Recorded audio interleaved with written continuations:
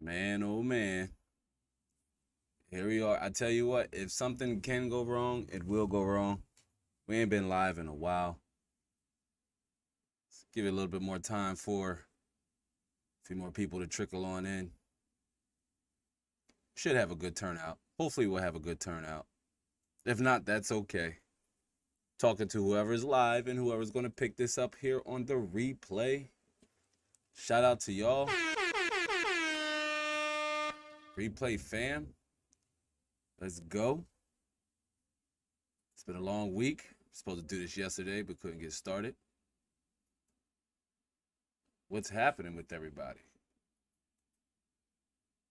Shout out to y'all. Shout out to Mrs. Mod, keeping the conversation live and active. Tell you what. Now let me stop holding out. Let me show. Let me see. Let me see. Whoa. Hot dog, y'all. It's been like forever since we rocked the Live XP show. What's happening, everybody? Good to see you. Welcome back to Tech with Terrence, formerly Inside the Lab. We had a slight brand change, but I tell you what, we will always be inside the lab. So if you pick up on some of the older content and you still see, some of the just branding and what have you from the Inside the Lab name, just know that the layer where we conduct all our necessary content creation still goes down, technically inside the lab. So there's that. But again, I wanted a name change. I had tweeted out a super long Twitter post about it, about how I wanted a name that more aligned with the niche and what we're trying, or niche, however you want to articulate that word. But I wanted a name more commonly associated to what we do around here. And just about all the good ones were technically or almost gobbled up and taken, but that's all good. So I went with something that's original in my name. Not a big fan of putting my name in the brand, but it just kind of went with it and rolled off the tongue really well. Tech with Terrence, right? Identifies what we do and what we like to get our hands dirty with here in this community, which is PC gaming, more specifically the kind of tech that we like to dabble in here.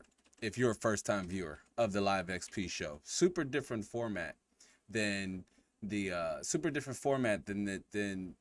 content that typically rolls off here on this channel with like VODs, video on demands. And then pretty soon here we're going to launch a dedicated podcast here on the channel. I struggle with creating a new channel for the podcast, but after all things considered, nope, going to keep it right here on the main channel. But as I see a few people trickle in, let me get a shout out to my partner Skitty. Lives, good to see you. Skitty gets the air horn. And my brother, my family, Han Slow-Mo. It's good to see you, Han. Brother Mike Salute says, hey fam, happy to see you all. It's happy to see you too, Han. It's been a while. Hopefully we have a few more of our regulars trickle on in here. But again, it's good to see everybody, regardless of how many people turn out. I'm here for my live viewers, and I like to push a live experience after it's aired. So, of course, my replay viewers. First and foremost, if you have a question about anything discussed here during the duration of the live experience or this live show, please feel free to drop it down in the comment section below. All right? I'm always in my comment section. I'm like, damn, I don't get enough comments. Come on, y'all. Where y'all at? But it's all good. Bring me those questions, comments, concerns, criticisms, all the like. I love engaging with the community, but most important, I love solving your tech pain points. So if you do have one, and it's especially related to the conversation topic we're going to have here during this live stream, then please feel free to drop it down in the comment section below. Behind Skitty's, good to see y'all. Mrs. Mod, shout out to Mrs. Mod again. Mrs. Mod, keeping the conversation fluid and keeping the trolls entertained, as I want them to show up too. But if you haven't checked, don't jump off now. But in the top pin section here, you can see the link to our insider email list. I sent this email out to, or I sent the notification out to this live stream to our email insiders. So if you didn't get it, you're not an insider. Sign up. It's totally free. Only thing I need is your email address and your first name. Of course, we know where to send the content and what to call you, so you don't have to put your real first name either. I know who you are. I'll see your email address, but I'd love to have you over there as an insider. It's a great way for me to communicate to the community or my audience, um, not reliant on any particular platform. For example, YouTube notifications or Twitter tweets, X tweets going out, which is interesting. I mean, it is what it is. You know, I'm on Twitter. I'm on Twitter. X is what I've just been kind of mildly calling it here recently. I'm on Twitter X, but I've also recently signed up for Threads, and that's, I mean, it's getting a little obnoxious how many platforms creators kind of have to stay up to date on and stay active on. But I will say I'm on Threads in case Twitter X might not be your thing. Of course, I'm on Facebook, and if Twitter or Threads may not be your thing. And I try to keep the community updated and informed on YouTube because that's the platform that serves as the bread and butter, right? To serve up content to you lovely ladies and gentlemen, all 10% of the lady audience out there. But that's all the housekeeping I have for now, right? Just for now, because it's been on my mind here a lot lately as I've talked to different people on different platforms and just kind of kick the wheels a little bit to see where most PC gamers are at, like right now in their journey. We've survived the GPU techdemic for the most part. If you held out, then I'm pretty sure you're reaping your rewards now, right? Because graphics cards are available in abundance, used market, new market, graphics cards all up and down a respectable price range from 200, if you're in the market for a graphics card between the $200 and $250 range, so you have no more than about $250 to spend, or you're in the market for a graphics card at about $100 more, so that $300 to $350 range. So you do have options, especially if your choices in the type of games you want to play are limited. But outside of the best PC to build right now, or what graphics card should you buy, what CPU should you buy? More importantly, what I wanted to highlight in today's live XP show is that what are some ways you can boost your experience as a PC gamer, right? Or how you can boost your setup, which in turn could very much boost your experience as a PC gamer. That's one thing we're all about here in this community, is finding ways to get more for less, not settling on inferior hardware or lowering our expectations to the point to where we're so far away from our targeted game experience, right? That's that balance between achieving the way you want to experience your games and how you wish to experience them. So is that 1080p high settings? Is that 4K max settings? Are you a detail-oriented individual? Are you a fast-paced? I need as many frames as possible because I want my game to feel as smooth as me walking to the donut shop. I don't walk to the donut shop. I don't think anybody walks to donut shops anymore. But you want it to feel as smooth as possible. So that might be your targeted game experience. That might be what you are looking to dive into PC gaming to get out of it, right? And that is smooth. You want your games to feel as smooth and lifelike as possible. You want high FPS. You want your graphics to feel detail oriented, right? And one thing I take into consideration is how detailed a game looks initially. And so anytime I'm looking to make a conscious upgrade to boost my experience, and it's trifold for your boy, y'all. It's trifold for me because I have to also make sure I'm boosting my experience as a creator, my experience as a gamer, and I guess, gamer, creator, and I guess just overall user with all my upgrades. So the same thing applies. I'm more of a detail kind of guy. Like, I like detail in my games. I like being able to turn up the graphic settings as high as I possibly can without tanking the FPS a little bit too much, if you will, a little bit too much. But this also applies, like some of these upgrades we're going to highlight also applies to my console gaming friends out there. Remember, y'all, here in this community, say consoles have, purpose, but PCs have character.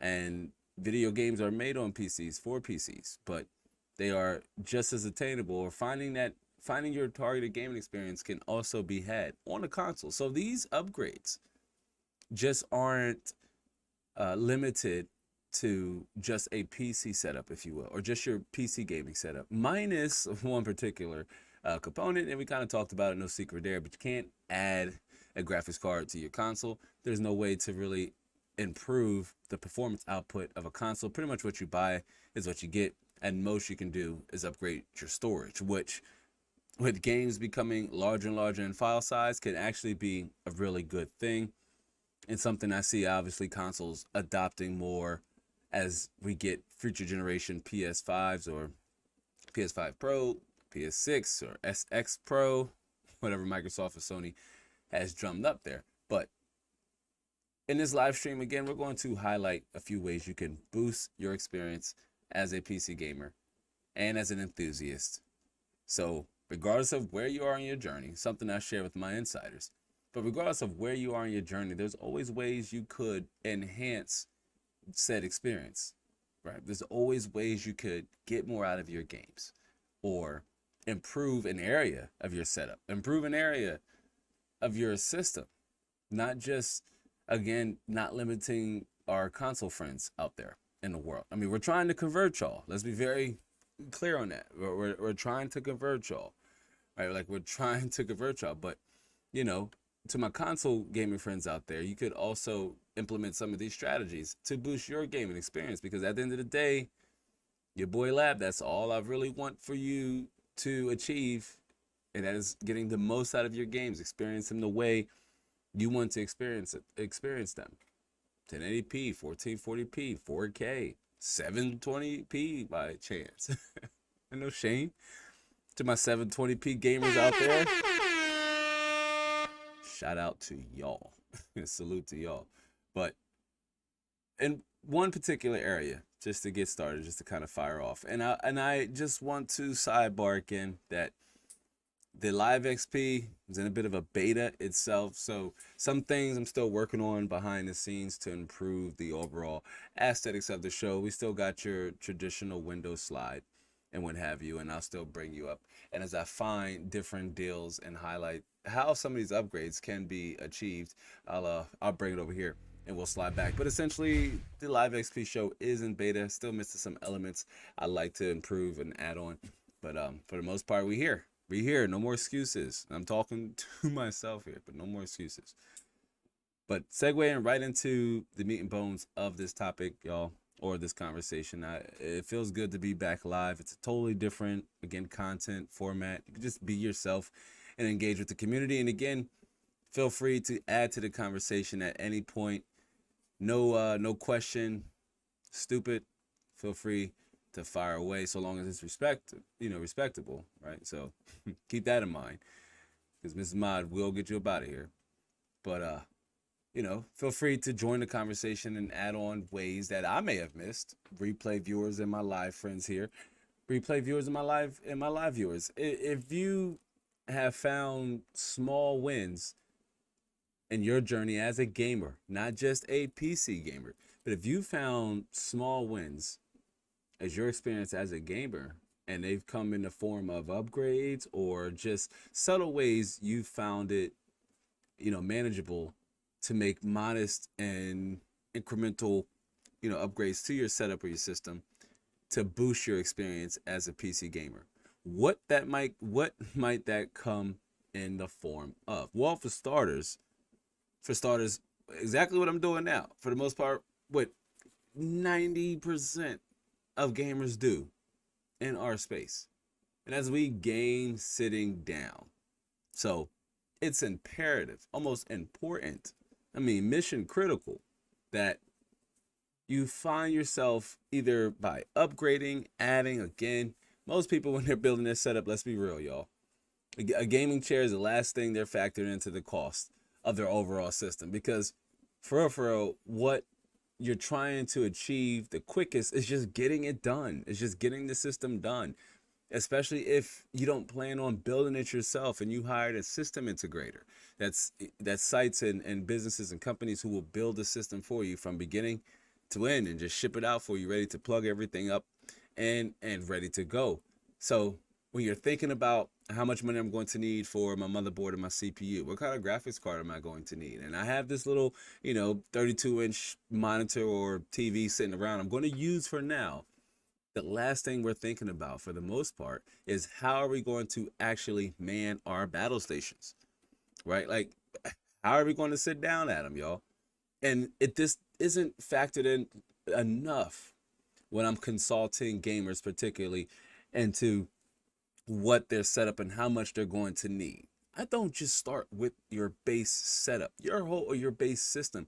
Your whole entire setup, dog, consists of your desk, your monitor, your keyboard, your mouse, your audio solution, and your chair. All of these things will factor in the kind of experience you're getting on your system. Why? Because for starters, when we sit down and we play our PC games, most of us are sitting down for super long sessions. And by super long, I mean, all right, I'm a little bit of a turtle, but for some of us older guys and gals, maybe sitting down for an hour playing video games is a long time. Maybe if you're a little younger and you have disposable time, an hour is nothing to you. Maybe you're just a quarter of a way through your gaming sesh at that point. But for me, as a seasoned gamer with not as much disposable time, it's important that I pick and choose my gaming sessions and I try to get the most out of them. So an hour plus for me is a pretty long uninterrupted gaming session if I'm not stopping to respond for an email or a tweet or anything, or DM or something like that. But hour is a pretty decent amount of time, and even then, sitting for an hour is a long time. And y'all know I'm not preaching to myself. I'm not preaching to the choir. We've done 6-hour live streams, y'all, on this channel. All right, if you know, you know. And they're still up. We've done 6-hour live streams straight where I've sat in a chair for 6 hours. Now, I didn't have the most comfortable chair at the last setup, my last studio setup. And this one I've been working on upgrading. I just have to make some additional space here with where I record and where I do the live streams, right? But, sitting down for an hour plus to play a game is a long time. So you want to make sure you're comfortable. So you want to make sure you invest or you upgrade that gaming chair. Get rid of that old lawn chair or that little folding chair from the Walmart. Get yourself a nice, high quality, premium gaming chair. One that perfectly is fine, can be stylistic or not. Maybe the whole racing game chair aesthetic isn't your thing, or you don't like the way the tall headrest looks or feels, so you want to opt for a more comfortable solution, right? Like style or form over style, if you will, right? Like, you don't want it to look good, you just want it to be comfortable, which is fine too. But a decent gaming chair or a comfortable chair in general, as I'm going to highlight here in a hot minute, can be stylistic. It can match your overall setup, coordinated with, say, any RGB you may have on your setup, or your case, your components, your desk. Depending on how much a reflection of your setup, or how much a reflection of your personality your setup is, you can coordinate that with a decent gaming chair. From black and grays to your traditional red and blacks to your white and blacks or your greens. And the gaming chairs can come in a wide variety. I said that word right. Sorry, y'all. That's a little inside joke. But you can get them in a variety of colors, right? And they can match the overall look and feel of your setup. You can color coordinate that. You can match it all the way down to the type of RGB you have. I never made time to personally do it myself, but it very much is possible and is attainable. And you can pick up a graphics card in a very reasonable price range of between 60 to 109, about 120 USD. All prices quoted here will be in USD, just a future disclaimer. So prices may vary depending on your locality, region, taxes, and any other additional unconsidered costs or uncalculated costs. But if you're gaming in a living room, then a cozy couch or a love seat will very much as well do the trick. And this is, again, if you have your PC set up in your living room, there are a small fraction of gamers that actually do want to game from their living room. Is perfectly fine, or their bed. They're not accustomed to wanting to sit at a desk for an hour or more. Again, that could be a very long time for a lot of people. So wherever you choose to do your gaming, however you choose to do it, sitting down on a desk chair or on a sofa in your living room or in your bed, and you're still gaming from a controller, or you have your keyboard and mouse in there with you. No judgment here. We don't judge y'all, right? Like, we don't judge. However you get in where you fit in, you do what you do. But upgrading to a chair can really boost your experience because, one, you're going to be comfortable sitting there. You won't be doing the constant, which you see me doing sometimes, just trying to reposition myself, trying to find that comfortable angle that is not disruptive or maladaptive to my experience as a PC gamer. It's not ruining my gaming session, right? So in order to make sure you're getting the most out of your experience, you want to make sure you are comfortable, okay? You want to make sure you are comfortable. Invest in a decent gaming chair. Consider strong material for longevity and conformity. A good premium gaming chair, though, we're not going to go into it too much, like discussing the different types, like between leather and plush leather and what have you. But just know that a premium gaming chair will run you north of about $259, all the way up to even $600. Typically, like most things with PC hardware and especially tech, the more you spend, slightly more premium the object or the component gets. And this is also relative with a decent gaming chair.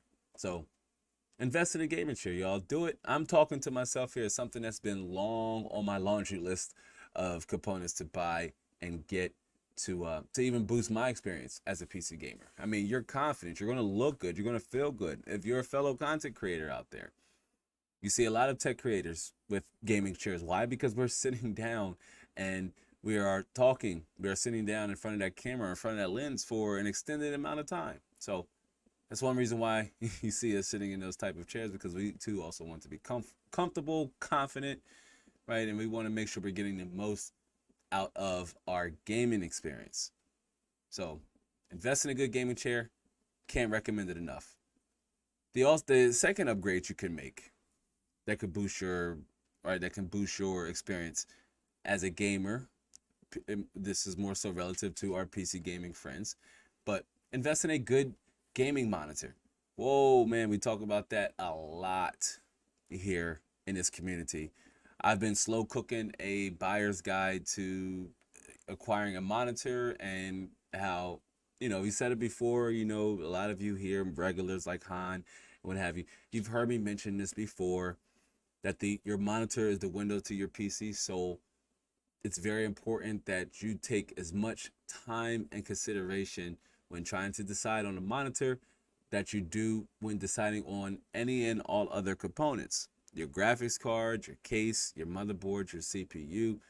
Factor in your motherboard and take strong into consideration, not your motherboard, I'm sorry. Factor in your monitor and take strong considerations into resolution, refresh rate, response time, type of response time, input output connections that it may have, any can it rotate, can it go from portrait to vertical, any tilt features does it have, right? All those things you want to take into consideration when buying a monitor. And if you've already have your setup, like remember I mentioned earlier in the show, right, where I said you might have that old 32-inch TV or monitor sitting around. It may have been enough for you to get started, to just fire your system up to make sure everything works right, especially if you built it yourself. Especially if you built it yourself and you just want to hurry up and plug that HDMI cord just to see if you get a video out. I mean, yeah, damn thing will turn on, but will it display a video? Will it actually render a picture? So you might have just, slapped in that 32-inch TV for now, just throwing that Band-Aid on the bullet wound, quite literally. But what are you waiting for, fam? Make that upgrade. One of the single most upgrades you can make to your setup will be either adding and or upgrading your monitor, okay? This can introduce a better, larger way to experience your games and your media. Well, we got brother Cliff in the building. Salute to WASD Moves. What's happening? It's good to see you. It's good to see you, brother Cliff. Man, I tell you, we have some of our legacy fam show up and slide in here to the live XP. It's good to see you, Cliff. We're just talking about a few ways one could boost their experience as a PC gamer. And at the beginning of this show, Brother Cliff, or I encourage Brother Han, Skitty, everybody who joined in, to sharing ways you found ways you've found attainable, that you've been able to boost your experience as a PC gamer, whether that is, your experience in your games or just your overall setup. Which I know Cliff is an enthusiast like myself and Heinz, so we keep a wide range typically of components, and we have no one dedicated setup. But there's one thing we all still very much have in common, is that we all enjoy games. We all enjoy games. And like, matter of fact, WASD Moves asked me on Twitter. Again, if you're not following me on Twitter, at Inside the Lab Tech with Terrence, I'll have all the fancy buttons up in the links for Mrs. Mod. But the most important part of this show is just getting it out and getting back into the vibe and feel of live streaming.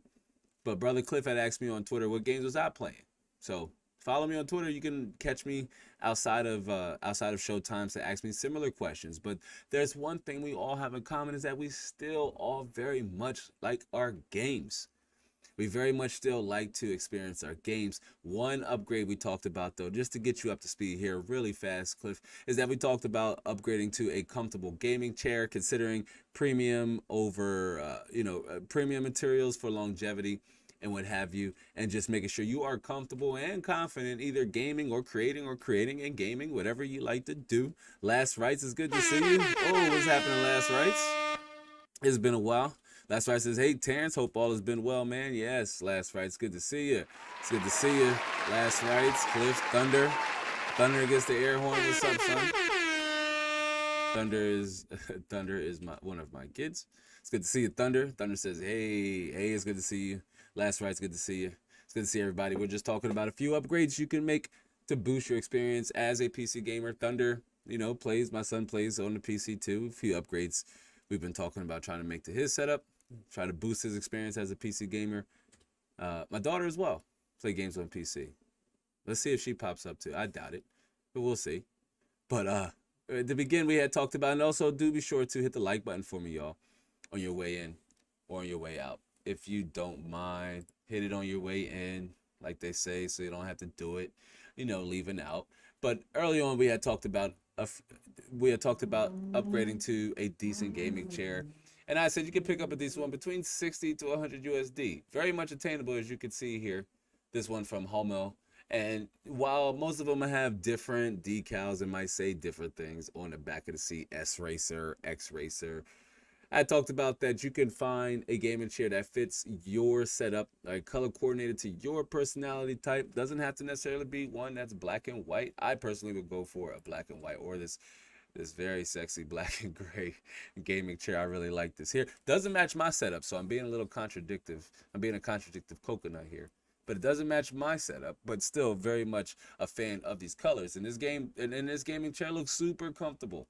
Super comfortable. I talked about, though, and I also said that we won't go into material here in this live stream because we can be all day. And that's a topic within itself. We kind of talked about it a while back, a few episodes ago. But just know that, again, like most things in PC hardware or just tech in general, the higher the quality, the more you're going to pay. And the same thing applies to a decent gaming chair. So if you're thinking more long-term, years, 2, 3 years, 4 years from now, then you might be a little over that $300, $400 range for a premium gaming chair, maybe even $200. But if you're looking for something to spice up your setup now and just, give you instant comfort, or giving your setup a stylized look, then yeah, go with upgrading to a decent gaming chair, super attainable, something that I cannot recommend enough. In a second here, we were talking about upgrading to a gaming monitor, and how gaming monitors are the window to your PC soul, the first component you should buy for your setup. Yada yada yada. Lab has said it before: live streams, VODs, shorts, community tab, posts, tweets, blogs, the website, everywhere. It's one thing that I've personally pushed here as a tech, brace yourself, y'all, influencer. There's one thing I embrace here, and that is, is saying it everywhere I possibly can. Your monitor is the single most important component to your whole entire setup, y'all. I'm telling you. I'm telling you. Ron Richards, whoa, brother Ron, it's good to see you. Ron Richards in the house doing big things over there. High school friend of mine. It's good to see you, Ron. Ron gets a round of applause. Fellow high school alumni. It's good to see you, Ron. Last Friday says, yeah, I agree. Hands down. Hands down. It's one thing I push so much in this community. Those other components are important. But I had used the example of having that old 32-inch, 24-inch maybe TV or monitor laying around that's been there, for a minute now. Maybe it was your old Xbox TV or your old computer monitor, and that's fine. You were in a hurry to just plug your system up, make sure you get the video out. But now the time has come, if you haven't yet, to upgrade your gaming monitor. I mean, this could 100,000x your experience as a PC gamer. 100,000x. I don't know if that's, I mean, that's a lot. Maybe not that much. Maybe not 100,000x, but 100,000x boost your experience as a gamer, right? Cliff says, I usually do an hour to get stuff done, etc. And I'll go back that night after kids are bed, everything is done, and I'll do another hour. Bam. That's what I'm talking about. So here recently, like I had told brother Cliff, WASD Moves, and he asked me on Twitter what games was I playing. And I told him I just recently finished Marvel's Spider-Man, the remastered, whatever, on PC, and then the Spider-Miles Morales. So, I mean, those two games I had a blast with. When I would sit down and play Spider-Man, it was about an hour, hour and a half, 2 hours. I was trying to make my way through it. I was enjoying it. And here recently I found that when I'm really enjoying a game, it's hard for me to put down. Even up to a certain extent, you playing multiplayer games, you're going to stop and what have you. But, with those games, I was really into it. I strongly find myself going to do this with Starfield. Now, we're going to do more content on Starfield, and that's all. I'm going to kind of leave it at that. I want to touch those minimum and recommended specs at different resolutions, and this whole FPS cap for consoles at 30. Does the game even need to run at past 30? I mean, we're going to see. It looked a little shaky in the gameplay trailers running at 30 FPS. Us PC gamers, clearly we're not going to play it at 30 FPS, but I do want to test it on lower inferior hardware. I'm just conflicted because I also want to play it like the RPG nut I am. And Ron, Ron, just about better than anybody here on this live stream right now. But Cliff and Han and our longtime viewers, everybody, y'all know that I love me some RPG, some single player game, and Starfield it checks off all of the features I'd want in an RPG, right? And especially with the fact that it's sci-fi, it's open world, some 1,000+ planets or 1,000 planets, up to 1,000 planets you can explore. Build your ship, hire crew. You see that Fallout look and feel, right, of the game. It has that, but futuristic. The game looks good.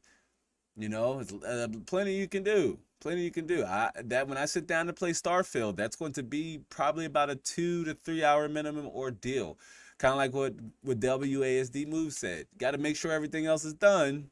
I mean, my kids are a little older, so they kind of stay up either about where I'm. We're usually 1, 2 o'clock saying hi to each other in passing, or they're already asleep.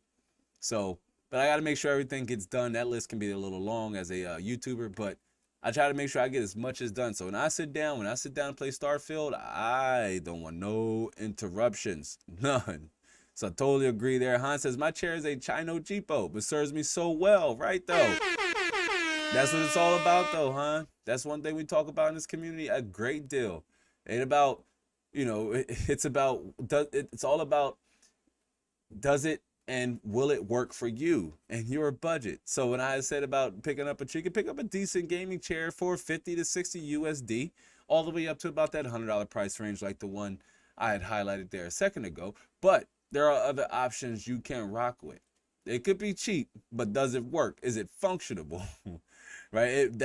Your cheap chair, I'm not sure how much you spent on it, but that chair, might serve the same purpose that a $200 one would, right? Maybe it might not last as long, but That's not the idea here. The idea is finding what works for you like right now. And that's why we say don't wait when you're building a gaming PC. Go with what you have right now. Upgrade down the road. Don't hold out. Don't wait. You stick with what you got now with your budget. Buy with your budget. Upgrade, plan for that down the road. Stick to us, and we can help you get there. That's for my replay viewers, because I know most of us here all game. Hans or Last Rights to Hans says saying the cheaper $100-$200 gaming chairs are the best move. Right.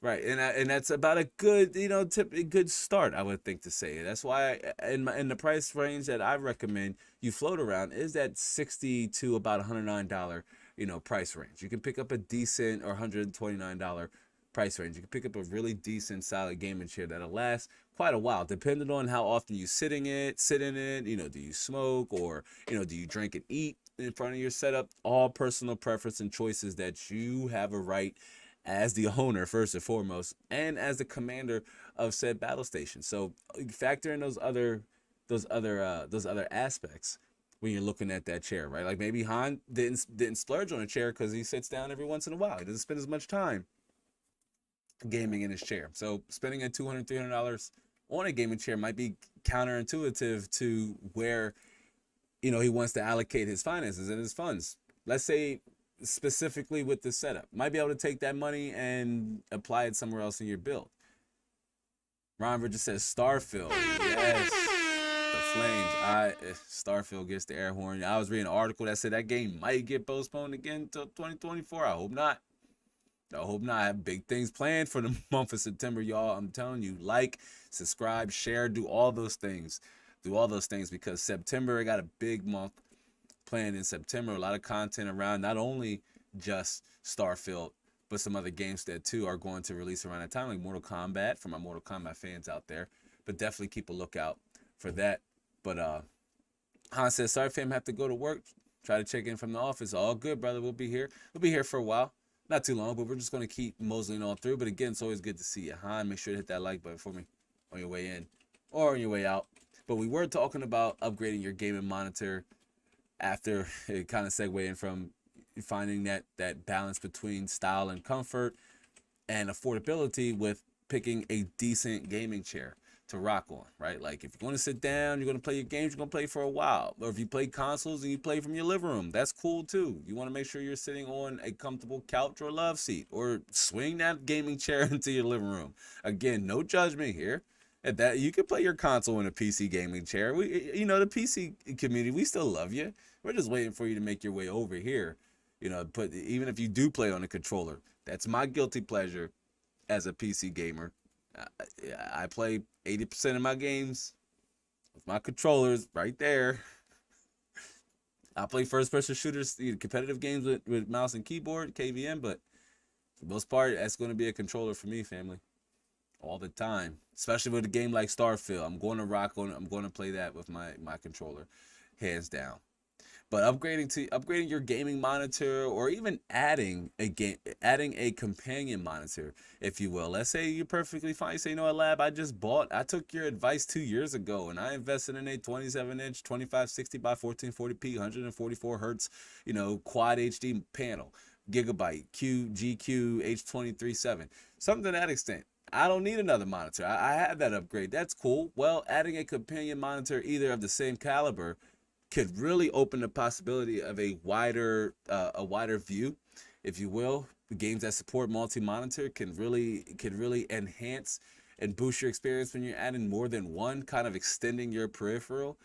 If you've really planned and like multi-monitor is an avenue you definitely wanted to go with, so you checked off, you made sure your graphics card has enough outputs to supplement more than one monitor, and your monitors have small bezels on the sides to I guess minimize that that border in between your games. And monitors have gotten really good with this. There are some really near bezel-less 1080p monitors out there, because it's so common, more so for your Counter-Strike and your Rainbow Six Siege, gamers who play multiplayer games heavy, or online games heavy. Destiny 2 doesn't necessarily have to be a competitive based one, but adding a monitor could also really boost your experience as a PC gamer, because you're looking at a next to near IMAX like experience. Okay, no, it's not really like IMAX, but you're evolving your screen presence here. So I game with an ultra wide, which essentially equates to two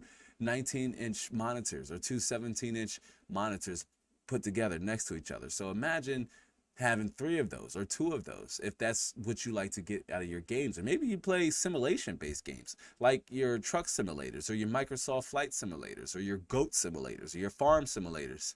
Again, no judgment here. I think my son, I hate to put him on blast, but I think my son plays like all of those type of games. But when you have a wide peripheral and your eyes almost feel like you're never taking them off of the game world, you talk about gaming for hours. You're talking about you're going to find yourself lost in the game. You're going to find yourself fully being immersed and pulled in to the game world. You're going to feel like you're driving that truck, riding that goat, riding that tractor, or flying the plane. All of the above. When you add a second monitor, or you go from, say, increasing your resolution. One thing that I am super big on, and then I push here in this community. Oh man, and brother Cliff, you're on to something. We're going to talk about that next too, because you're right. Sound quality is very important and overlooked. And just a bit of a spoiler alert, it is on my soft list here of upgrades you can make to boost your experience. Because in my opinion, it's a strong opinion, but it's in my opinion, it's one of the most often overlooked aspects of your build, or overlooked, right? Like Cliff says, much like your gaming chair and also your desk. Those three things are almost never factored into one's budget when I consult with potential gamers who want to build, either they're thinking about it or they're not sure how much money they're going to need. That's typically, the latter is typically where they stand. But almost certainly, when I bring up and I mention, well, what about your audio solution? Where are we going to put your desk and monitor? Speaking of monitor, have you decided the resolution and refresh rate you want to play? Have you considered the type of games? The answer is like, no. I just know I want to play PC games, and I just know I need a graphics card. Okay, but you do need to know that that's not the do-all, be-all, end-all. Right? Like Cliff says, sound is very important to your overall experience. And not only that, but how you achieve said sound. Do you go wired, wireless, a traditional speaker subwoofer setup, right? Or you an audiophile, so you might have like a more robust sound system, or maybe you invested in a high-end Bose system. I'm probably saying that wrong. I've been doing that here lately, y'all, and I'm just like, judge me. But sound is often overlooked, and we're going to talk about that, right? We're going to talk about that here as I conclude about your gaming monitor and how going up from, say, bumping your resolution up from 1080p to 1440p, and if you want to hang in at 1% 4K. And my Steam survey video I did, super cool and fun video I published. You could find that here on the channel. It was a love letter to the Steam survey, if you will. One of my favorite videos I've published here. If you haven't just seen that, I don't have the link to plug in here in the chat, and I don't want you to leave just yet here. Don't throw off the algorithm here on the live. So I don't want you to go yet, but you can find that video here on the channel. Super fun, super interesting, super informative, and thought-provoking, if you will. But 4K isn't as popular as one would think, especially with 4K graphics cards becoming slightly more obtainable, especially if you just want like 4K light settings. And by light, I mean like low, because you have to, you want to make sure you have a graphics card over that 8GB VRAM buffer. And even in most graphics cards, especially modern graphics cards out right now, I mean, they can get the job done, but that could very much depend on your price range that you're in. For example, a GTX 1070 as a legacy graphics card, I guess we could say legacy, it's almost 3 or 4 generations behind. I mean, it's not necessarily a 4K graphics card by any stretch of imagination. Can it handle 4K? That's debatable. Does it have enough VRAM? Also debatable. At 8GB may or may not be enough, even at low settings, because I mean, games are getting hefty and they're taking up more and more VRAM. Like with graphics cards having more and more accessible, it's like game developers are actually taking advantage of that. Could be a good thing, could be a bad thing. We have to see how well that translates to optimization. That's the one thing PC gamers, one of the things we care about the most. Like Starfield, for example, can be a great RPG. It could look great on both a console and a PC. It can have, you know, a great story, great mechanics, what have you. The planet exploration, the shipbuilding, all of those things can be intricately woven and well designed and implemented. But it means jack shit if it's not properly implemented or properly optimized. The optimization isn't properly implemented. Shoot, get all on a tiff here. Also, Miss Cliff said, I use a Herman Miller chair. It's a great option. I remember Cliff had recommended that as well before. Herman Miller, premium gaming chairs, definitely worth a look-see. But yeah, upgrade your gaming monitor. I have plenty of videos here on the channel that pushes that narrative and talks more about the benefits to making sure you consider your gaming monitor first. Even if you have a small amount of money to rock with going in, you work with what you got. But this is why I strongly recommend, strongly encourage that you start with your gaming monitor, base the rest of your budget and your setup and system on your monitor. So if you know you have a 1080p 120 hertz monitor, you're going to need a fast CPU and an equally decent GPU. Wouldn't make sense to buy a 1080p 120 hertz monitor at first, and then you don't have enough for a graphics card, so you're gaming on like integrated graphics. You're not achieving your targeted gaming experience, pretty much. So invest in a gaming monitor or add a companion monitor. You can pick up a decent 1080p monitor or a 2560 by 1440p monitor if you're a little in the high-end stages of your journey as a PC gamer, and you're ready to upgrade. Maybe you had a 1080p monitor at first, so you upgraded your graphics card to like a 3060, 12 gigabyte 3060, or something a little newer, right? Or you picked up a 2070 on the used market, or a 2080 Super, or a 2080 Ti on the used market. You got 11 gigabytes of VRAM to work with. So now you're pushing a graphics card that kind of extends beyond 1080p, and less pushing the FPS as fast as possible because you play games like Overwatch or CS:GO, Fort, any of the mainstream competitive titles, and you want to push as many FPS as possible to give you a competitive edge or to lower that response time as much as possible so you can react quicker than your opponents. But if you're along the lines there, and even then you can upgrade to a 1080p 360 hertz monitor if you're way past your refresh rate, if your FPS output is higher than your refresh rate, then yeah, it could be time to upgrade, especially if you're experiencing screen tearing or any other jitters or nasty nuances that really affects your experience as a PC gamer. That's why, hey, you want to boost your experience as a PC gamer? Make these choices now.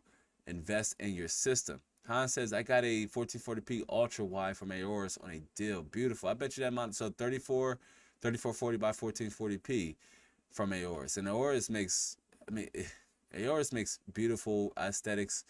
I love their gunmetal gray monitors. I have an MSI, but you best believe my next big in my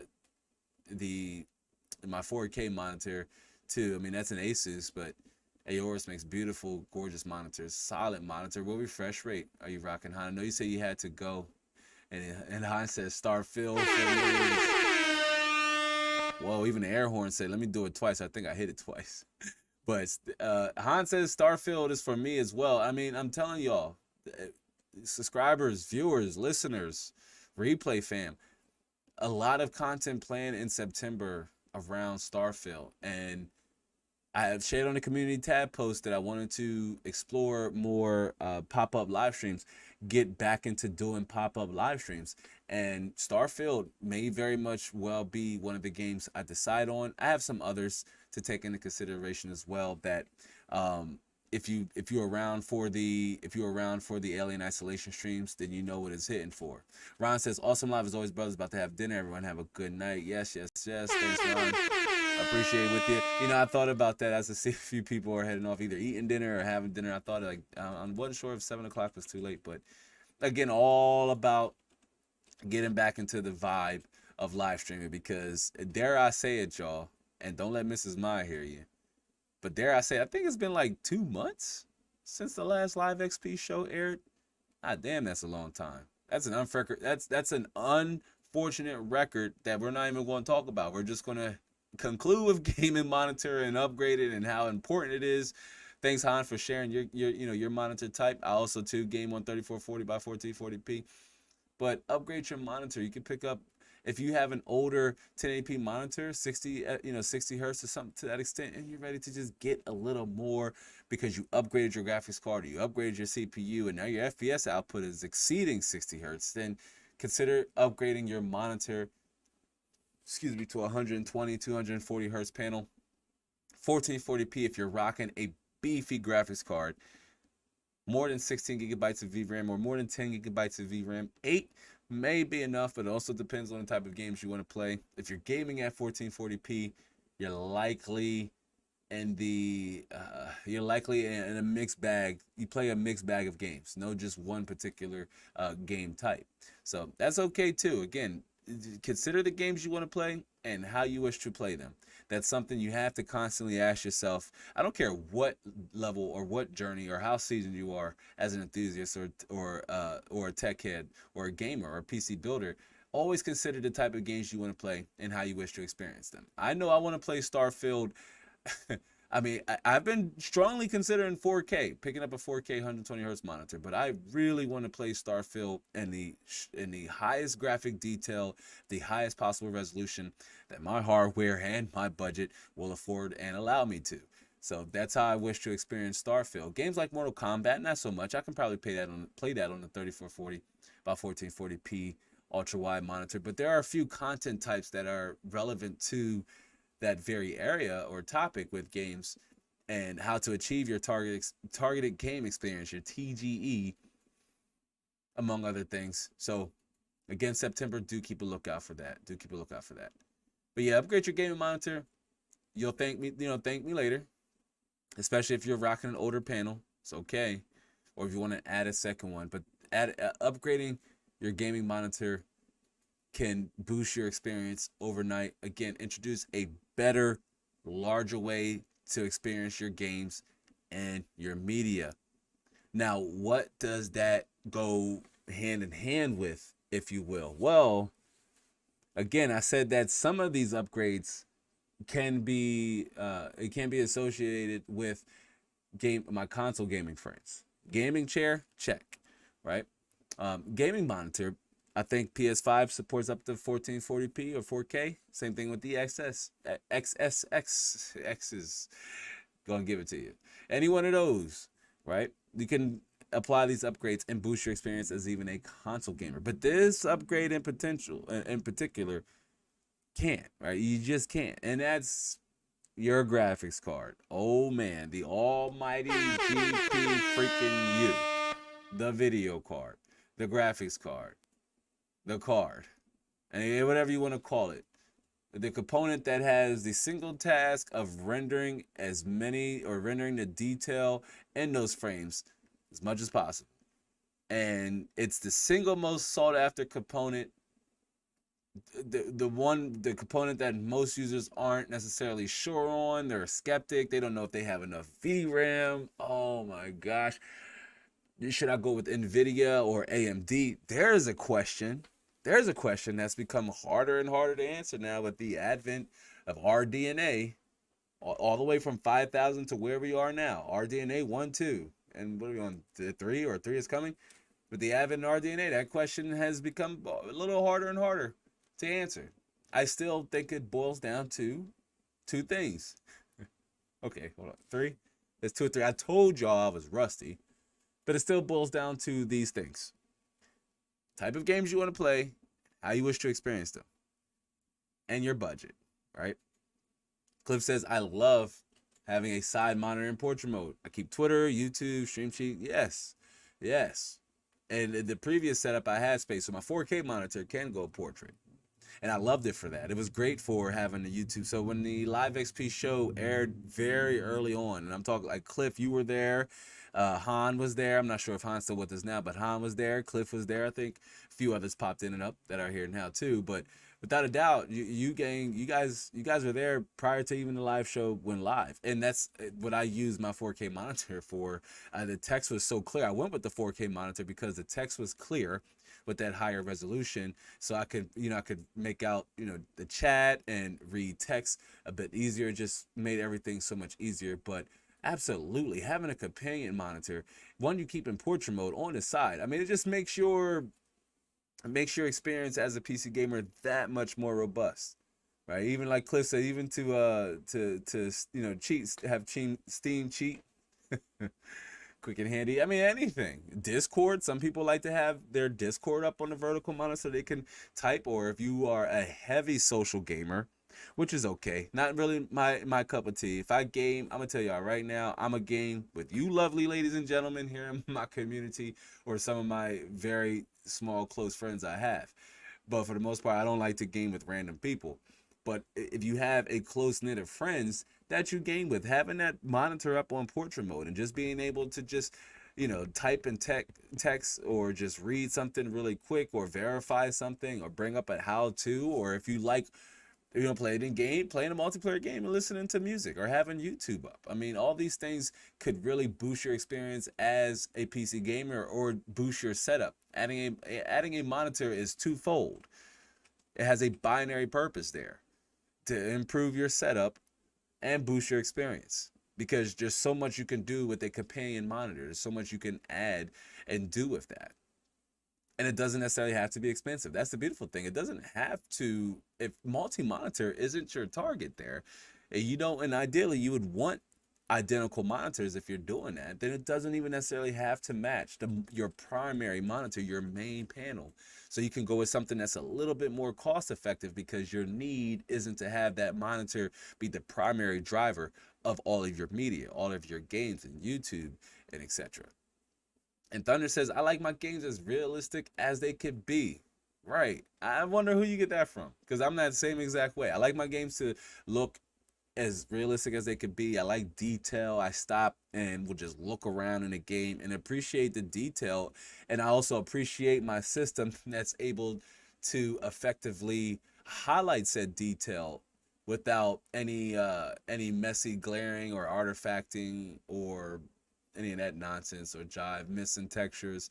No, when I play games like Resident Evil Village, a game I'm slow cooking, I need to finish, or even when I was playing Spider-Man and Miles Morales, a lot of times I stopped and just kind of perched or hung on the wall and just kind of just appreciated the level of detail in the game. And I played Spider-Man and Miles Morales at 3440 by 1440p, so it felt super cool to swing around New York City as both Spider-Man and ultra wide format on 100 hertz panel. 100 hertz panel felt really smooth and really detailed and just really vibrant and wide, playing on an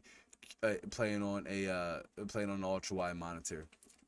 That's another topic, another conversation we'll save, and it's not for everybody, but again, hey, it's like the next level up. But adding a graphics card can introduce not only new games for you to play, but also new ways to play them. Kind of like what I was just talking about literally 10 seconds ago, right? Like going from being able to play Spider-Man at 1080p low settings to now you can play Spider-Man at 1440p, high settings or ultra settings, depending on the upgrade, right? Depending on the graphics card, right? Depending on the graphics card, you can also play games that you previously did not meet the minimum requirement to play. So let's say you had an old RX 570, a little 4GB RX 570, or still the champion GTX 970 with its 3.5 gigabytes of VRAM, or 4. I mean, hey, again, I don't care which side of the argument you're on. I like to still know how capable is the graphics card, whether it has 3.5 gigabytes or 4 gigabytes. What's a half a gigabyte really going to change? Not much, because most games are either going to require a 4 gigabyte VRAM buffer or a 8 gigabyte VRAM buffer, or if it's an older, less graphically demanding game, then it might even require a 2 gigabyte VRAM buffer. But even if you were at a situation where you could only play games at 720p low settings because you either did not have a graphics card or you had a You were rocking integrated graphics that limited your resolution and your FPS output. But now you're able to add a graphics card, like a capable graphics card, which they are. Listen, y'all. Maybe each area is different, but I'm gonna tell you, in a 30 to 40 mile range of where I'm located here in a cornerstone of Maryland on the East Coast, there are graphics cards in abundance that you can pick up $100, $200 GTX 1660 Tis and Supers for $110, sometimes even under that price range, that are capable and worthy upgrades to a system that doesn't have a graphics card at all. Or you're on a graphics card from the 900 series of NVIDIA cards, or the 400 series RX Polaris based cards, like again a 470 or a 550 or a 450 or 460, somewhere along the range down there, on a lower end spectrum, which would have been fine if that served your needs at the time. But now you're ready to get more out of your games. You're ready to play games you couldn't previously play before, at resolutions you couldn't play. You're ready to get more detail out of your games, more FPS. You're ready to make your system look complete and better looking by filling out that PCIe lane, having that occupied. Because I know again, it's okay, but I know a lot of y'all maybe have seen it, or maybe that's you I'm talking to now. And again, if so, that is okay. But maybe you were rocking integrated graphics and you don't have that section occupied anymore. Right, it's empty. If you just don't have a graphics card, it may make your system look a little unfinished. It can function. It can play games. It can work. But it's going to make your system look a little unfinished. How do you complete it? How do you finish? You lock in that graphics card. You lock in the almighty GPU, right? You lock in the almighty graphics card, plop that in, regardless of what it is. It can make your system look and feel complete. I mean, this is a graphics card I've been meaning to get around to doing some like overclocking, taking it apart, what have you. Again, I told you we have a lot of content planned for September, so do be sure to stick around for that. Stay subscribed up, get more people in this community by sharing videos out like these, or just suggesting the channels on your socials. I see some of y'all doing it out there, and I appreciate y'all. But on a modern, adding that to your system could again really complete your system, make it look finished, introduce you to new games. Now you can play Starfield. I think Starfield specs is a video within itself. I've been meaning to get out and get here that I'm going to talk about. But Starfield, I believe, has about an 8 GB VRAM requirement, which is a lot. So if you're GTX 1060 users, now might be the time. If you're ready to take a step up beyond 1080p, now might be the time to upgrade your graphics card, right? Boost your experience as a PC gamer and your setup by adding a decent modern graphics card, by upgrading. The beauty to that is, if you have a graphics card along the lines of some of the ones I mentioned, there are, nuts out there on the internet like myself who appreciate the old stuff, appreciate the legacy stuff. And you could recoup some of your costs, maybe 10 to 20%. Even if it's the cost of said game. Like if you can sell your graphics card for about $50, $60, it's at least enough to cover the game that you're trying to play. Or you can apply that to, say, if you have 300 and you sell your card, then you're a little on the lines of a 3060. So you can make that upgrade from a 1060 to a 3060 with 12 gigabytes, doubling your VRAM buffer, going from 6 to 12. So upgrade your graphics card. Again, especially with the modern one, get some fresh aesthetics, get some RGB. Gotta love the RGB. I know a lot of us have a hate-love relationship with RGB. I have a love-hate relationship with it. I hate to love it, but I still love and hate it at the same time. All my RGB is, rainbow puke, because I haven't taken the time to really configure it, and I'm always tinkering and changing things, and it resets it. But anyway, if you're not doing those things, you can really improve the look of your setup, make it reflect your personality even more, have your RGB, have your graphics card aesthetic. So if you got that nice like gigabyte or if you have a nice gigabyte card, the first card to come to mind. Y'all know it's on my head, but it's on my mind. But if you have a nice gunmetal gray and black gigabyte graphics card, or one of the newer RDNA graphics cards with its sleek and modern aesthetics, can really improve your setup and just make you feel confident as a PC gamer. It's very important that you do feel confident as a PC gamer. Why? Because PC gaming is not a cheap hobby. It's very expensive.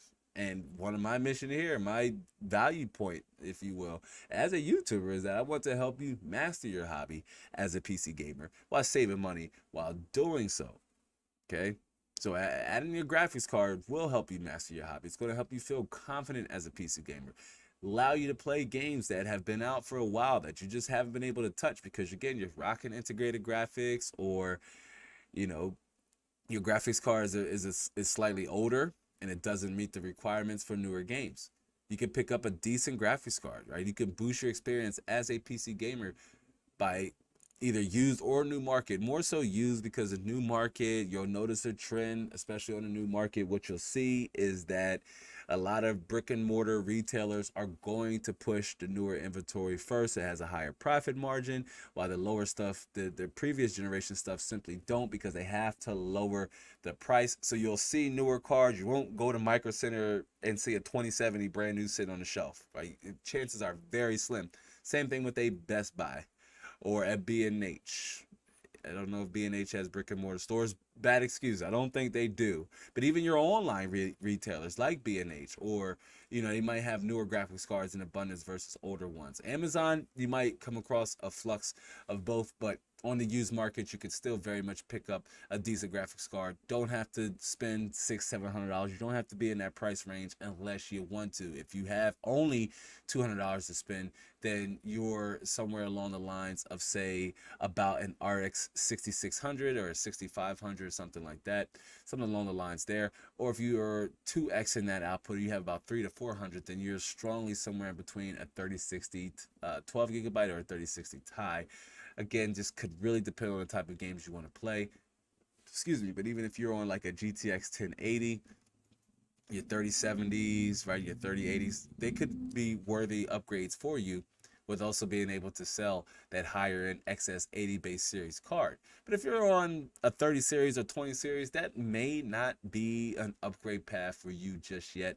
Maybe your monitor, as most users will leapfrog, they'll upgrade their graphics card, surpass their monitor's output, then they'll upgrade their monitor, then their graphics card will trug behind, then they'll need to upgrade their graphics card. So, if you're in that range, and you could, if you're in that 20-30 series range, maybe consider upgrading your monitor now to get ready for that next future 40 series or RX 7000 series upgrade that you may want to make.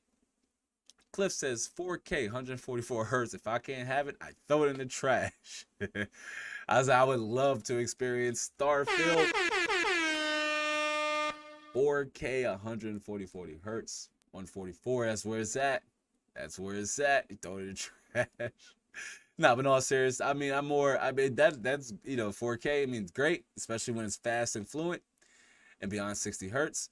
But ultra wide still have a place in my heart. That 3440 by 1440p. That's probably what I'll settle on playing Starfield at, is ultra wide, because the planet landscapes, the environments look lush, beautiful and detailed, rich in color, vibrant. The ships, everything look good. So much detail that could be brought out at both resolutions, both 3440 by 1440p or 4K. And not to, kind of crap on my 1080p users and friends out there. The game will probably look just as good at 1080p. Ultra settings on PC. We're not going to talk about what they got going on console. And speaking of what we got going on, we got Sparta Rules. Sparta Rules as a channel member is showing up, and Sparta Rules been a channel member so long that I want to thank you, Sparta Rules, for supporting the content as a master builder, and just again supporting the channel, supporting the content, supporting the mission. I appreciate it. I appreciate you for your contributions here to the Tech with Tears channel. It looks like Sparta Rules' PC is next to complete, or it looks like it is complete, which is really cool. So if you're under the current under the current branding of channel members here, the longer you are a channel member, the more your system will start to be built and complete. But I will say here, coming up soon, I am going to slightly rebrand the memberships. Nothing's really going to change other than the name and scheme and some cool new actual perks I could deliver on, and a smaller tier for those who just want to support the channel and don't really want nothing out of it. I know Sparta Rules, we did the member call-in show. Member call-in show will come back. I am just looking to acquire more master builders, and if not, then we will toy with having regular guest viewers come on to join us for member call-in shows. So with that said, if you have not yet considered, strongly recommend you check out channel memberships here. It's a great way to support the channel. I know this is a nasty, shameful plug here that I'm squeezing in the middle of how important it is to upgrade your graphics card, and just a few upgrades you can make to boost your gaming experience. But having a consistent revenue stream here on YouTube is super important, and channel memberships is a surefire way to do so. So if that's something you're interested in, don't worry about pulling the trigger now. Just do know in the next upcoming weeks or month, we will revisit that conversation likely in a pop-up live stream, as channel memberships is something I want to push going forward into 2024 with cooler perks, if you will. But we'll talk about that separate. But it's good to see you, Sparta Rules. Good to see you. We're talking about a few ways you can boost your experience and your setup as a PC gamer. We talked about, investing in a good gaming chair, one that's both comfortable and stylistic and attainable for your budget, and then one that works for you. How important it is to upgrade your monitor or having a decent gaming monitor, and how that could boost your experience as a PC gamer. And right now we were in the middle of talking about your graphics cards, as that was a segue from having a good gaming monitor, and how adding a graphics card, and one that I am a big fan of, and that's one we did. Sparta Rules is building his 3060 Ti. I know you're not using it now, but 3060 Ti, I think, is the future 1060 here going forward. It's going to be a graphics card that grows in popularity.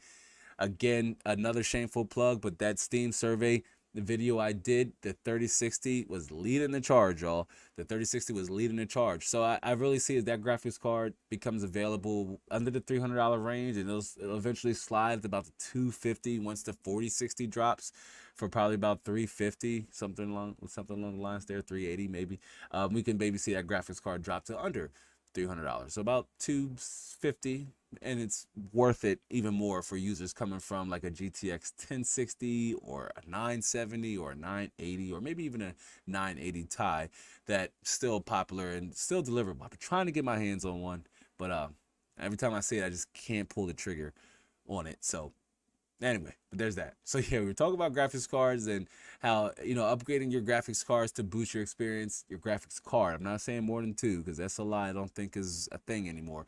But just upgrading your graphics card, how it can introduce new games and new ways to play them, new ways to experience them, higher graphic settings, higher resolution, and what have you, more detailed, more FPS in your games, and to occupy that empty PCIe lane, should you not have one in there at all. Sorry, Mike. And you're rocking like integrated graphics. Again, nothing wrong with integrated graphics.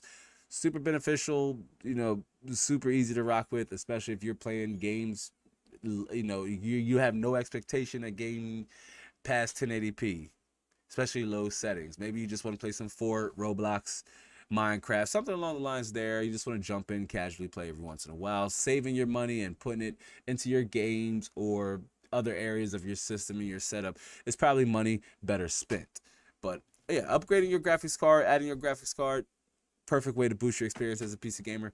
Can't recommend it enough. So many graphics cards available now on both ends of the spectrum, both used and new, that you can find a decent one depending on how much money you have to spend and what your targeted gaming experience is. I can't stress that enough. And then another upgrade you can make is a small one, maybe not as sexy as a monitor or a graphics card, but that's your keyboard and your mouse, right? Like that's another often overlooked area of your build, right? Like that Cliff has said with your audio solution, which we're going to round out by talking about here next. But your audio solution, we're going to talk about that next. But your keyboard, a mechanical keyboard, so cool.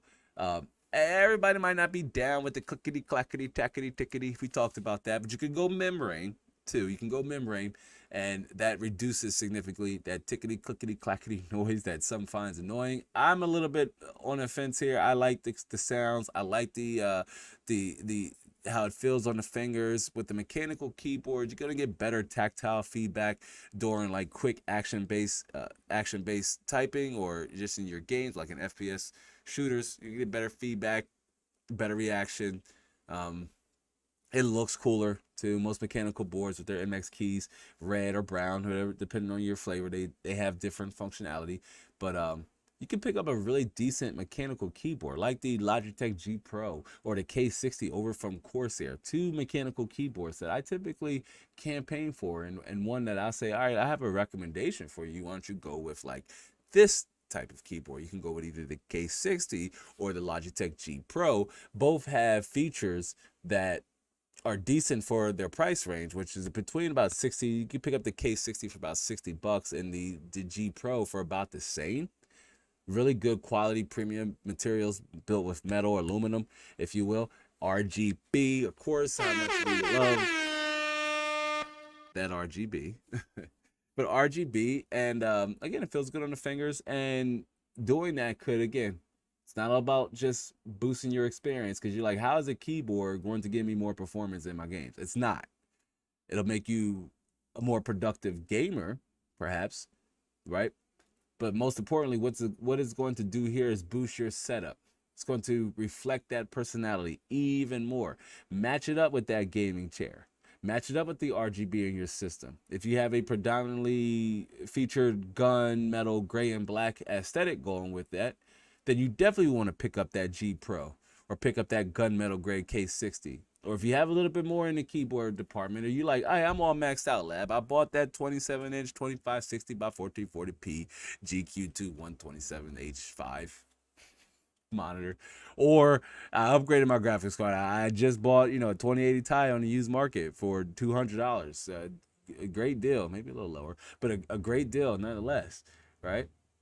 So you're like, what all can I do? What kind of keyboard you rocking, fam? Again, another often overlooked aspect of your build, that once you've put in money for your monitor, all the components, like, you can't go without.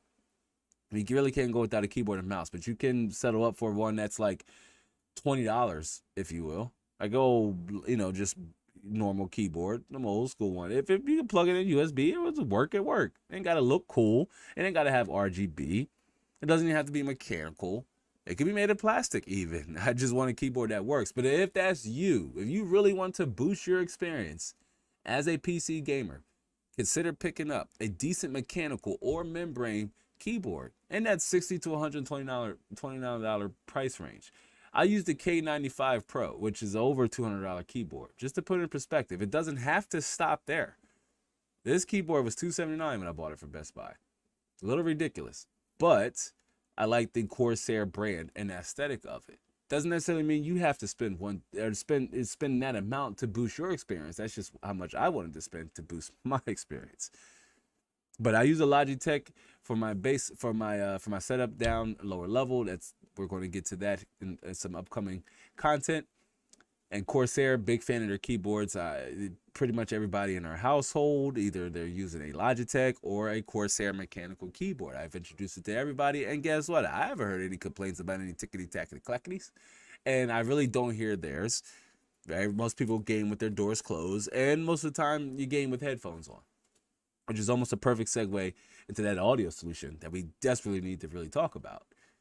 But a mechanical keyboard, a membrane keyboard, $60 to $129 price range. Those two I have recommended, the Logitech G Pro or the Corsair K60 or the K70. Solid mechanical keyboard choices that you can go with that are suitable for just about anybody's budget, that under $100 budget. And I only included the K70 because the K70 is going to run you a little bit more. It's a little bigger and what have you, but I introduced that price range because those aren't the, again, do all be all choices you have.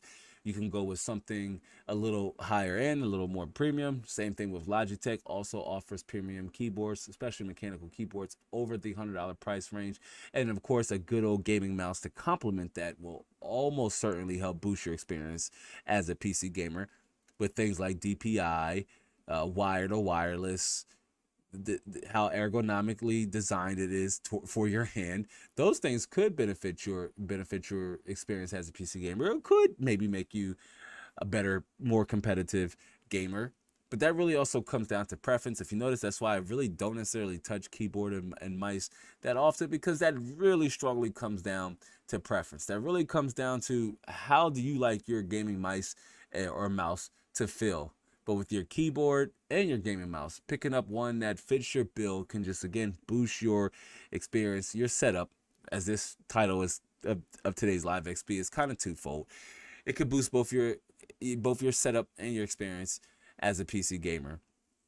Okay, so again, if you're rocking that old school keyboard, now might be the chance. Now might be the time to upgrade, make the switch. Okay, boost your experience as a PC gamer, upgrade your mechanical keyboard. Okay, Mrs. Ma says, be sure to hit that like button and subscribe to the channel. Yes. If you haven't yet, hit the like button for me. And if I have yet to earn your subscription, I am working on it. I've been stuck at, I think, 42,540 or something like that for a while now. So the more we get back into a content groove, the more I hope to maybe change the expectation there. But hopefully, if I haven't yet, hopefully I will earn your subscription. I am hoping to be both entertaining and educational enough, or yeah, to have earned your subscription, however you want to drop that on.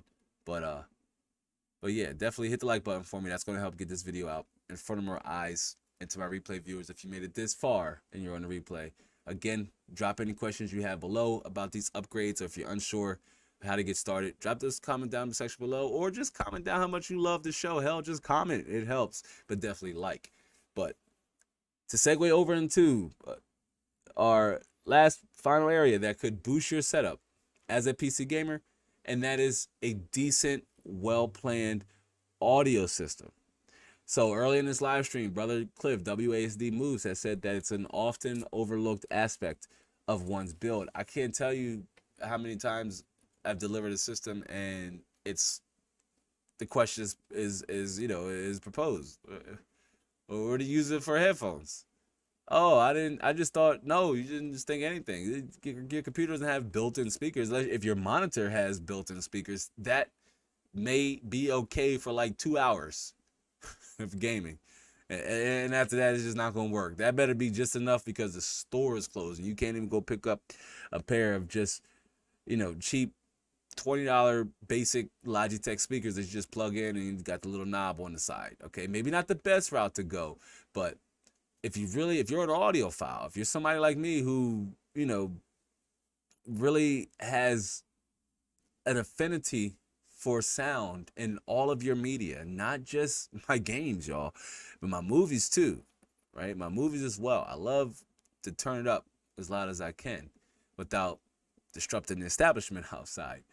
But with my games, is a different subject, because I game with my headset. I like the audio to feel compressed and reserved for just my ears. I want to hear the walking, the gunshots. I want to hear the casings falling to the ground, right? I want to hear the breathing. I want to hear the person running up on me. When I'm playing games like Resident Evil, games that are heavily atmospheric, or ones that have a good soundtrack. Marvel Spider-Man, for one, was really cool to play with a decent audio system. Okay, but wired or wireless, much like your gaming mouse, that could come down to preference, but it can also drastically improve both the look and feel of your setup or how you experience your game. So if you are one of those people who are conscious about, I like to take pictures. We see it. If y'all notice, I'm not really like that, but I like to take pictures of my setup, or I invite my friends over. Hey man, yo, come check this. Look at this. I like to show off my system. I like to, show off my monitor. Hey, show off the check. Look at what I spent on my system. Cost $2,000. They're like, $2,000. Hell, I'll be like, well, yeah, show me. Show me your system that cost you $2,000.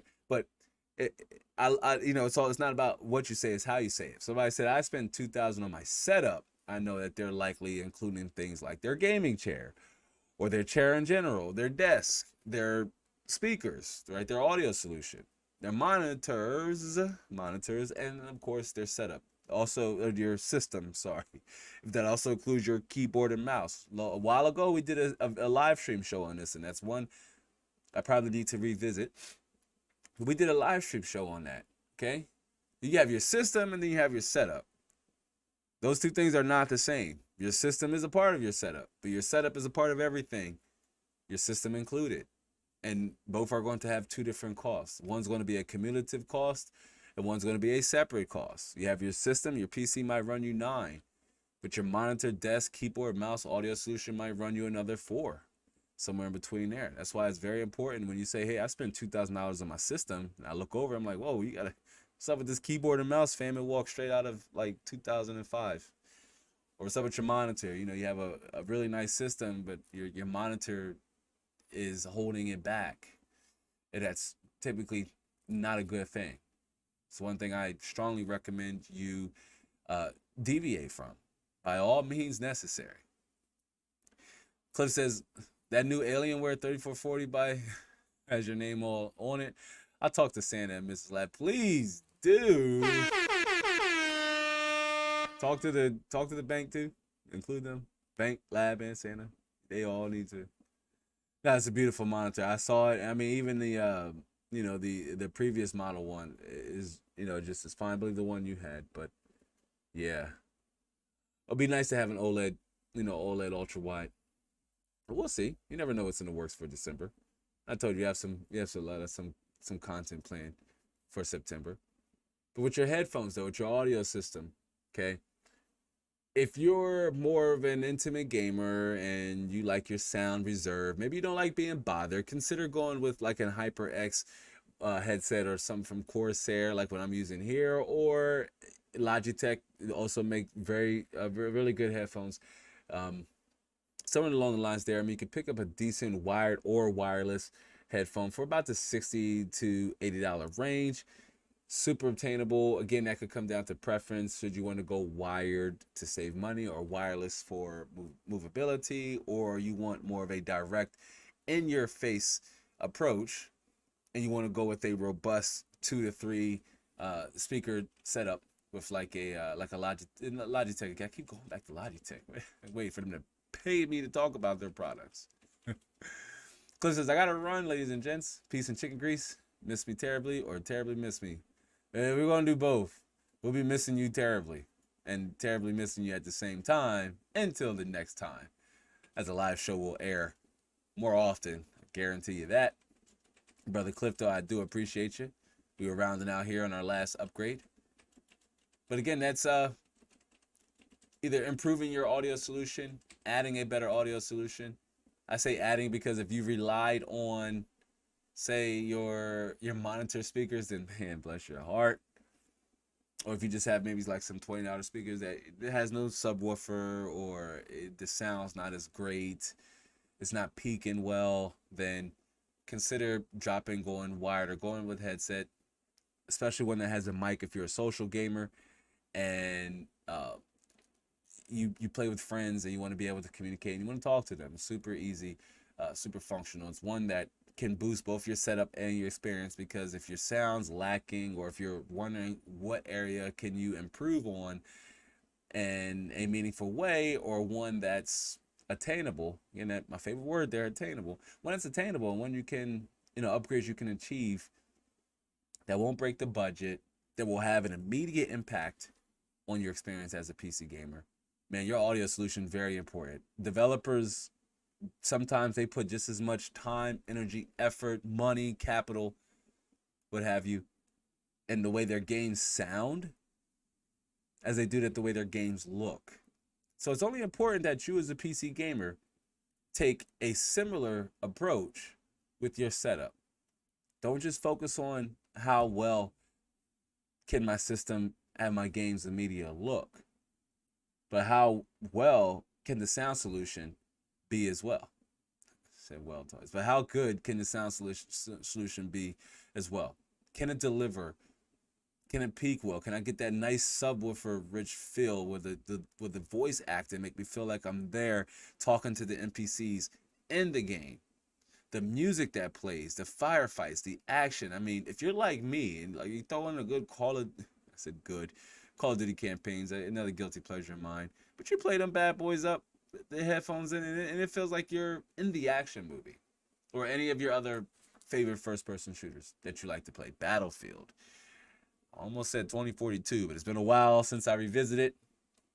Again, I like to add a lot of content coming out in September, so we probably will be revisiting Battlefield 2042. Game ain't going nowhere. But having a good audio solution, especially in games like that, I mean, could give you a competitive edge. I know when I'm playing Fortnite, it's so much better when I'm playing with my headsets on because I can hear the player's footsteps. And it gives me a good idea of which direction to look. It is super helpful. And it's a small little, hack or competitive edge, if you will. But sometimes it's all the difference if I know somebody is just around. I can hear them in the headset. Maybe a little harder if your speakers aren't spatial and they're just kind of like projecting out into the room. But when it's more intimate and personal and, it's in your ear, it can really give you a small but significant competitive edge, at least in Fortnite. Maybe that's different in some other games. Can't vouch for it, but if you know, you know. But definitely want to upgrade your headset, okay? Upgrade your audio system. Doesn't have to be headphones. If you're more of you like your system, you want to use your system for more than just gaming. So like you listen to music or you do some content creation, right? These are ways that could really boost and improve your experience as not only a gamer, but just as a PC user, as a tech enthusiast. This is one way that could truly help you master your hobby and save money and time while doing so. Okay? As a PC gamer, getting the most for your money is one of the single most important directives you can have. And that's why starting with your monitor, one of the upgrades we recommended here on today's Live XP show, upgrading your monitor, your graphics card, those areas can single-handedly boost your experience almost immediately. From the moment you pull out or pick up for the monitor, pull out for the old graphics card, for the moment you make those replacements, and the moment you power your system, make sure everything is rocking right and firing on all cylinders as it should, then you're going to get an immediate return of your investment. It's all about making small changes that have the biggest impacts. Switching from a GTX 1060 to an RTX 3060 Ti would allow you to play games that you previously weren't able to play. Allow you to play games without limitations, right? A GTX 1060, maybe you're at 1080p medium settings for most of your games. But even now at 1080p, you're able to, with your GPU upgrade, kick it up a notch. Still at 1080p, but now you're from medium to ultra settings with more FPS. Or maybe you're reducing a CPU bottleneck. Same thing with upgrading your gaming chair. There it's about comfort, more form over factor, or form over style, or what have you. Right? It's more about being comfortable with having a decent gaming chair. You're not necessarily going to get more performance from your system, more FPS output, higher graphic output. No. But being comfortable is just as arguably as important as those other aforementioned things. We talked about sitting down for long gaming sessions, right? Hour, 2 hours. How important is it then to make sure you are comfortable while doing so? Whether that's from a PC or a console, okay? Or you're on a PC and a console, or you're on a PC in your living room. Still have your gaming chair there, or still want to make sure you're in a comfortable love seat or couch. It's all about being comfortable, making that upgrade to boost your experience, more so your setup, right? Just to give you more confidence playing your games or editing your content if you're a content creator. Same thing with rocking a mechanical keyboard or just upgrading to a premium keyboard. Give you confidence in your games, give you confidence in your content, confidence in your content, confidence in your games. But, it'll give you confidence, allow you to play better, work harder, smarter, all of those things. Really bring out the personality in your setup. Upgrades that could be had with a starting point minus your monitor of about 60 USD. Again, all prices here are in US dollars. Okay. But Then your monitor, again, window to your PC soul, super important. Start there. It's one thing we recommend here in this community a great deal. I'm writing a book on it, quite literally. Getting into PC gaming, becoming a PC gamer starts with your monitor. It starts with understanding the type of games you want to play, or knowing the type of games you want to play, and understanding how you wish to play them or how you wish to experience them. Okay? But when you're upgrading your gaming monitor, say from a 32-inch TV or something older, you're introducing a better and larger way to experience all your games or all your media. Your YouTube, again, if you edit video, if you play games, okay? Upgrading your monitor will really breathe fresh new life into your experience as a PC gamer. It'll also breathe fresh new life into your setup, especially if you go with the modern monitor. It might have RGB or has some nice metal aesthetics behind it, right? It just looks nice, fresh, and vibrant, and modern, if you will. And then your headphones. Upgrade your audio solution, something robust, something that will give you good audio presence, or make you audio aware, if you will. Make you appreciate the small things in the games, from crickets chirping in open world games to the spaceships whooshing by in sci-fi games, or hearing enemy footsteps in competitive games, like I mentioned with Fortnite. Yeah, not sure if that's like that with all of them, but with Fortnite especially, I appreciate gaming on the headphones. Super, super appreciate it. And playing all my single player games, especially if you're a single player gamer, you're going to want to play on headphones. Really will pull you into the game, and audio we as humans, we hear before we see, I believe. So we would perceive the world around us by what we hear. Okay, if you close your eyes, first thing anybody's going to do is rely on your ears to perceive the world around you. Same thing with the video game. You want to get the most out of your games beyond graphic detail and FPS. Invest in a good audio solution. Okay, I'm an audiophile, so I'm a little biased there, but it's one thing I can't recommend enough, and it is quite often overlooked with users who are just getting started, like from scratch, like from like brand new, making their way over from their console in their living room, because a living room TV may have more than one function. It may be the family movie media center. It may be also where you watch football. I watch football. So glad football season's coming back. But you may watch your TV shows, you may watch football. So many different uses for your TV. But with your PC, your gaming monitor is for playing games, and occasional YouTube, streaming YouTube. But for the most part, that's where it stops.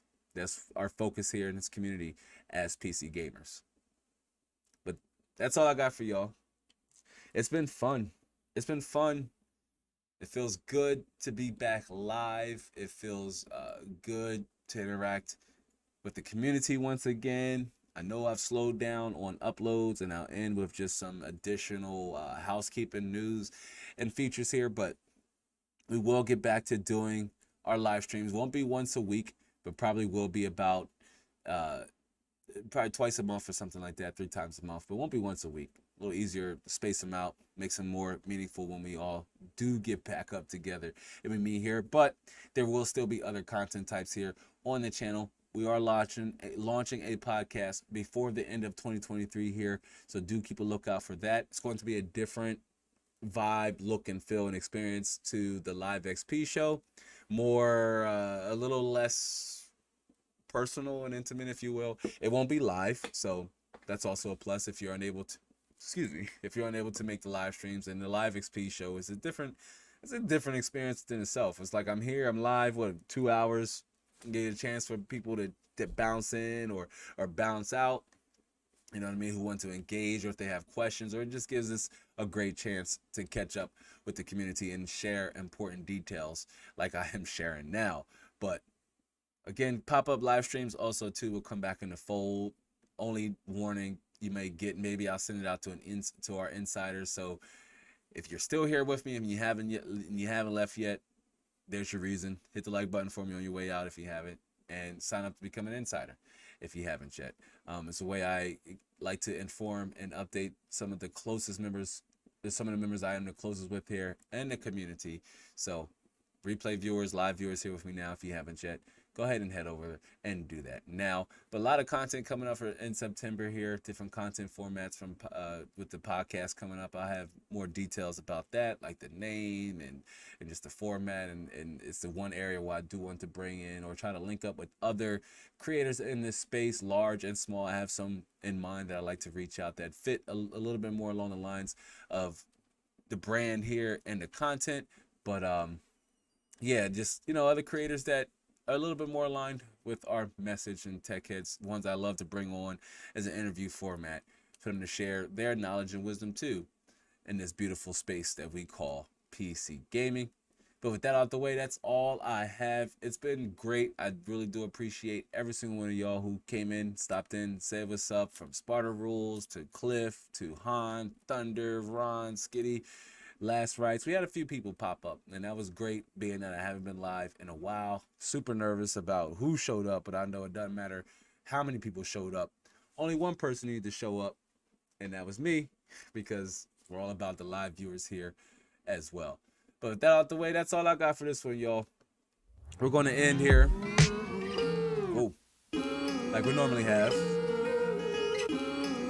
with our end credit scene. That hasn't changed. It's all about yesterday. So with that out the way, I do hope to catch you all on the next one. So until then, be easy. I'm not even going to try to pronounce that, but user says, I played GTA 5 on Intel Premium Gold, 4 gigabytes, GTX 1080 Ti, about 40, 50 FPS. Interesting combination. 4 gigabytes of RAM. Alright, good stuff. Thanks for sharing. Hey, and Tippy, Kippo. Sorry I butchered your name, but be sure to hit the hit the like button for me. And sorry you caught us at the end, but we hope to catch you in the next one. Give that a look, see over, family. That out the way. Peace out. Good night, Thunder. Thanks for checking in.